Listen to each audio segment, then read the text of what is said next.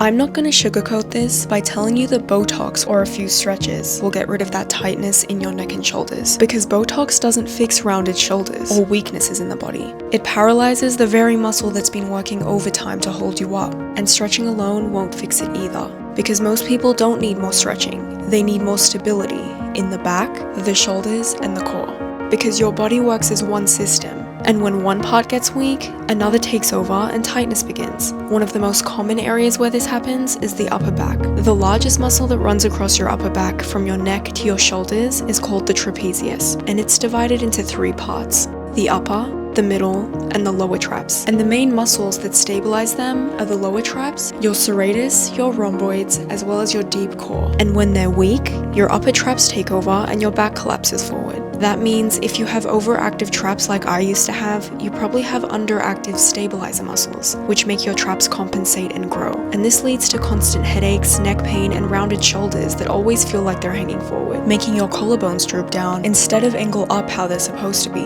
And most people who have this try and stretch it, but stretching alone won't do anything for you, because if you stretch and don't activate and strengthen your stabilizers, the tightness always comes back, because the real issue never got fixed. So what we're gonna do is stretch what's tight and restricting, warm up and get blood flowing, and then retrain and strengthen those muscles that are supposed to hold us up. Because when those muscles start doing their job again, the tension in your traps go away, they slim down, and your shoulders and collarbones come back into alignment. And all the movements we're gonna do are regressions of calisthenics moves, using your own body weight that anyone can do at home. Calisthenics truly trains your body the way it was designed to move. First, the stretches. We only want to stretch what is tight. You never want to stretch what doesn't need stretching. And if you feel at any time one side of your body is tighter than the other, focus more on the tighter side. If you don't feel any tightness at all, you can skip the stretches. Starting with the pec minor stretch. It's really common for this muscle to be tight for people with forward shoulders, because when this muscle is tight, it pulls your shoulders and shoulder blades forward and down. So releasing this will give you a better range of movement and shoulder flexion. You can use a Swiss ball for this stretch, or you can also use a bench, stool, or side of your bed. Place your shoulder on the stool, drop your upper body down as you go into the stretch. Let your shoulder blade move toward your spine by tilting your shoulder back.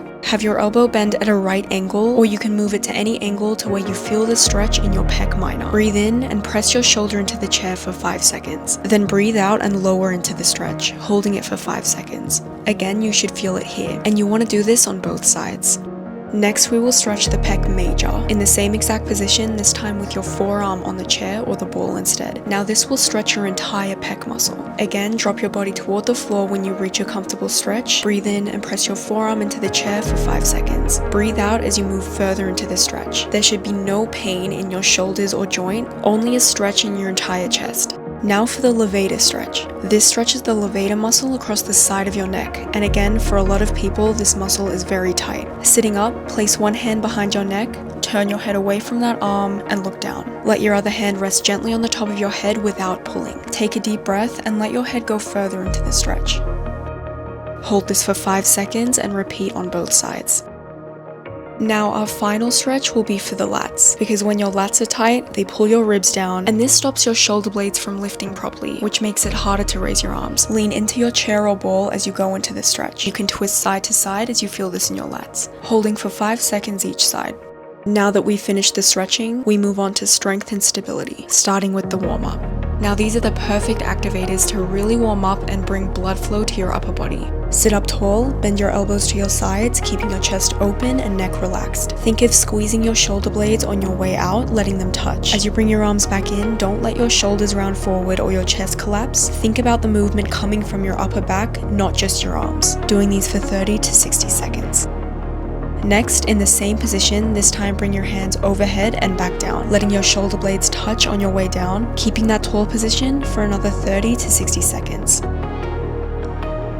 Finishing the warm-up with our wrists, because our wrists are the foundation to all of the next coming up movements, so it's really important that we warm these up. Start with wrist rotations around the world and floor stretches, moving them for 1 to 2 seconds in different directions and angles, doing these for a total of 60 seconds. Warm up is finished, now for strength and stability. First thing we need to get comfortable with is our scapular control. Your scapula is your shoulder blades, and they control everything about your shoulders, neck, and collarbones. When your shoulder blade muscles are weak, your collarbones can slope downwards and appear flat, instead of tilting slightly upwards. This just puts more strain on your neck and traps, as well as the nerve running down your arm. And this isn't the same as just pulling your shoulders back and down, because forcing it isn't natural, since you'll always come back to this rounded position because your stabilizers are weak. One of the most powerful ways to help your shoulder blades work better is by strengthening your serratus anterior.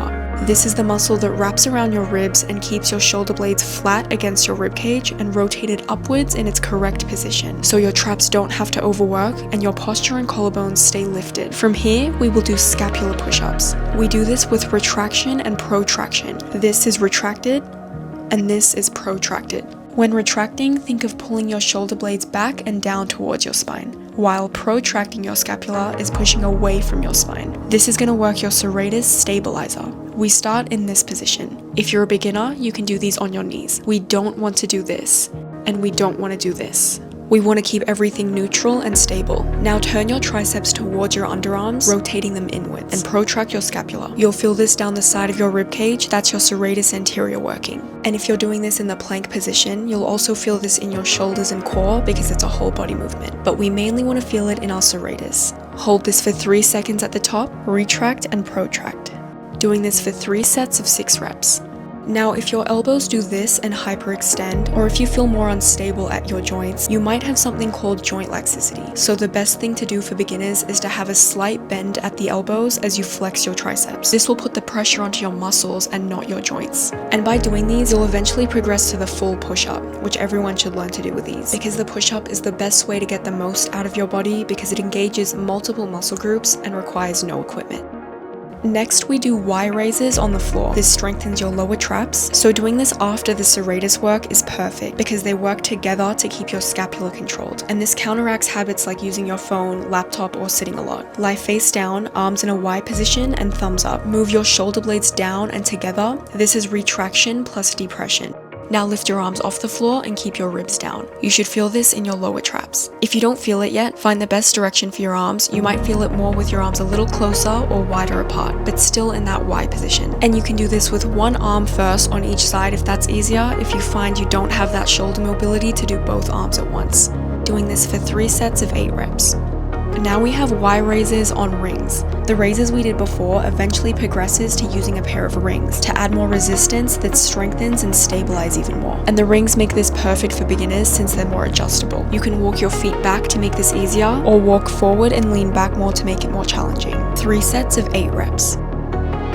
Next is inverted rows for our rhomboids. Inverted rows will help you build your back strength the most, which will benefit you in getting your first pull-up, as well as your posture, because now we're working the entire body as one. And again, all of the movements we've been doing are regressions of calisthenics moves. Rows help you get your first pull-up. Rows build your grip strength and pulling power, helping your shoulder blades stay in a healthy position as well as your deep core. You can do these on rings, a bar, or under a table.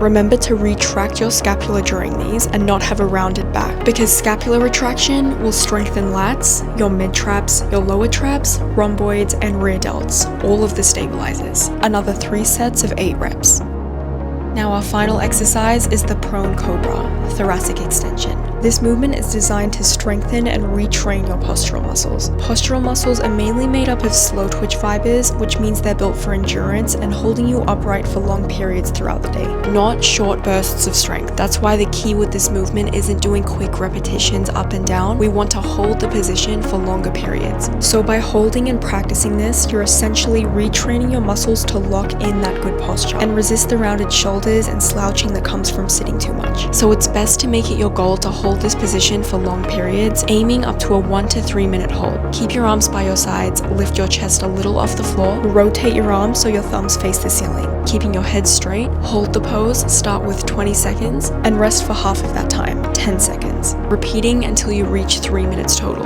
You should feel the muscles in your mid-back and shoulder blades working. Okay, so you've stretched what was tight and restricting, you've warmed up and activated your muscles, then you've stabilized and strengthened your serratus, then your lower traps, into your rhomboids, ending with thoracic extension. Now comes your deep core, because your core is by far the most important part of your body, which has the largest impact on your functional health. Without proper core strength, every movement will be faulty. And the way you want to train your core is by training your transverse abdominis. These are your lower abs which make up your deep core. Your TVA is also known as your natural core set. You can watch the next video for the full routine and breakdown to training your TVA correctly.